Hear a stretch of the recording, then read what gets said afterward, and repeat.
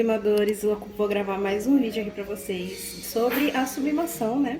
E hoje o tema do vídeo é um tema que eu já pensei em trazer algumas vezes aqui no canal, mas sempre aconteceu de eu não trazer. Mas é uma coisa que eu acredito que muita gente não saiba pra que serve, e eu não duvido que tenha algum profissional aí que faz esse processo por achar importante, porque os outros fazem, mas em si ele não sabe pra que funciona, que é o choque térmico, né?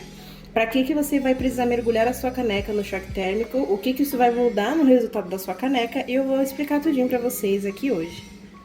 Para você que tá meio perdido e não sabe do que eu tô falando, eu tô me referindo ao processo. Eu tenho aqui a minha caneca teste, né? E o choque térmico, ela é basicamente o processo. Finge que aqui é uma caneca já que você estampou, ela tá com a folha de sublimação ainda, você literalmente acabou de tirar da prensa e tá com a fita adesiva, tá aqui, você acabou de tirar da prensa, a caneca tá pegando fogo assim de quente, você vai mergulhar. E você dá esses segundinhos aqui, você já pode tirar, você vai, né, tirar sua arte e tudo mais e vai estar a estampa aqui. Para que serve esse processo? Vamos lá que eu vou dividir em partes. A primeira resposta, né, que não é a mais importante, mas é uma resposta válida, é você não ter que esperar o tempo dela esfriar. É você esfriar a caneca mais rápido, principalmente se for uma encomenda ali que você vai produzir e o cliente já tá vindo buscar e tudo mais. É uma boa para você esfriar a sua caneca, mas ela não é o foco, mas é um dos bons de você fazer isso. Eu vou tentar deixar um vídeo aqui rolando de fundo para explicar mais ou menos a principal razão. Eu vou procurar algumas fotos de sublimadores, né, de grupos que eu vou tentar achar para explicar o porquê que a sublimação, você precisa dar esse choque térmico, né, a gente chama de choque térmico na sua caneca. Eu vou colocar algumas fotos aqui para não ter o efeito fantasma. O que é o efeito fantasma? É o efeito de quando você estampa uma caneca e você, por exemplo, vai estampar uma escrita, né? Vamos supor que você estampou uma escrita. Eu vou ver se eu acho alguma foto baseada ali no que eu tô explicando. Você estampou uma escrita e quando você deixa ela esfriando e tudo mais, você tirou o papel, acabou ali a sublimação, você tirou o papel e deixou ela esfriando naturalmente, sem com choque térmico. Você vai ver que a escrita ela pode ficar borrada, ela pode ficar mais grossa do que ela realmente tinha que ser.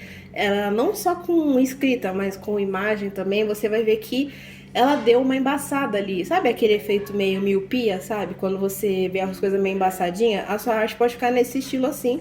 E você acha às vezes que é a qualidade do seu trabalho, sendo que não. E eu vou explicar de uma forma mais simples para todo mundo poder entender e não tirar nenhuma dúvida, tá bom? Basicamente, imagina que você estampou a caneca quente e nós trabalhamos com sublimação, que é com base na temperatura, né? Então a caneca tem que estar ali a uns 190 graus para sublimar. E quando você tira da prensa sem dar o choque térmico, ela não vai esfriar. Então, por exemplo, você colocou por 190 segundos, só que você tirou da prensa e você não deu choque térmico. Então ela não vai ficar sublimando por 190 segundos. Ela vai sublimar por mais tempo porque ela vai continuar pelando ali, ela vai continuar de 190 graus, mas ela vai continuar esfriando muito devagarinho e ela vai continuar quente. Então vai demorar mais para ela esfriar e para o processo de sublimação acabar. Por isso que ocorre o efeito fantasma, tá bom? E o choque térmico ele é justamente para encerrar a sublimação na sua caneca, para ela não continuar quente, para não continuar estampando ali mesmo depois de já ter passado pelo processo ali da prensa.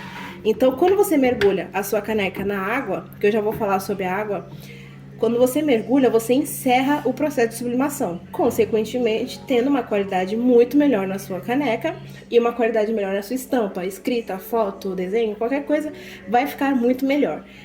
Vou tentar colocar alguns exemplos de canecas que eu mesma mergulhei e vocês vão ver a nitidez que fica na escrita. Depois que eu comecei a fazer o choque térmico, eu praticamente nunca mais tive problema com a arte sair borrada.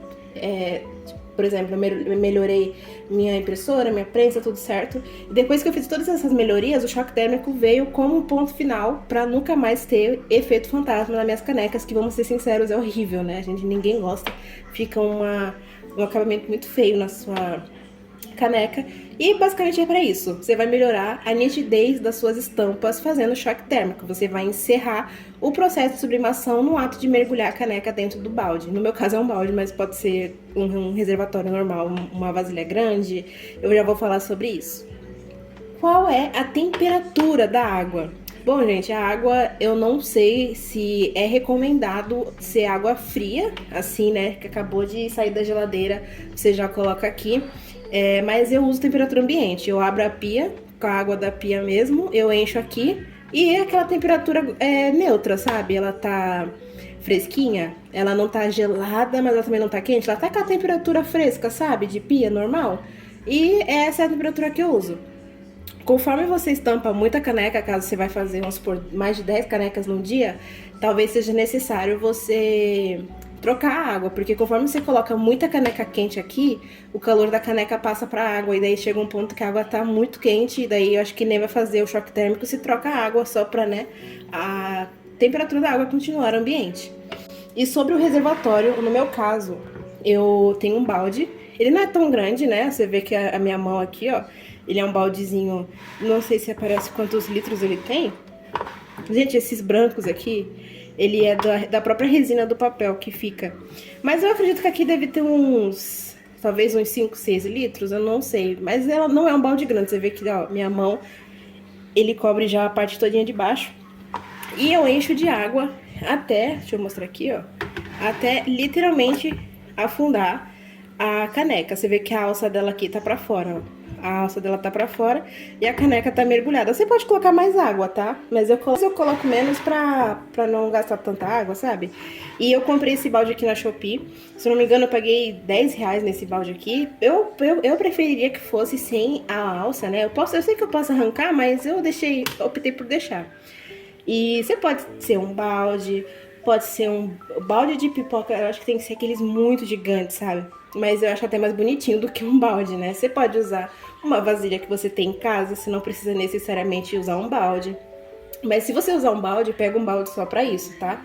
Porque às vezes balde de limpeza a gente usa produtos químicos, a gente usa essas coisas e não sei se afeta ali, é bom não arriscar, né? Então eu tenho um balde só pra choque térmico. Eu usava uma vasilha de Tupperware, né, pra fazer o choque térmico, mas eu não achava nem higiênico, então isso faz um tempo. Aí eu optei por ter um reservatório próprio para choque térmico. Esse balde rosinha aqui, quando eu termino o processo de sublimação, eu guardo ele e eu uso só depois que eu vou fazer outras encomendas. Eu jogo essa água fora. Acredito que seja esse o vídeo. Acredito que eu fui bem objetiva aqui no processo de choque térmico, para que ele serve. E espero que tenham gostado do vídeo. Se você conhece o canal, deixa o seu like. Se você não conhece, se inscreva e deixa o seu like. E comenta aqui qual é o próximo vídeo que você tem interesse que eu traga. E por hoje é só. Então até o próximo vídeo, sublimador.